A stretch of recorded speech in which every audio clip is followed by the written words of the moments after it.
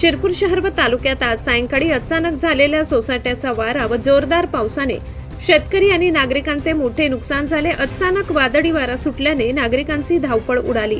परिसरात दुपारनंतर ढगाळ वातावरण तयार होऊन मेघगर्जनेसह पावसाने जोरदार हजेरी लावली। काही ठिकाणी वादळी वाऱ्यासह जोरदार पावसामुळे जनजीवन विस्कळीत झाले।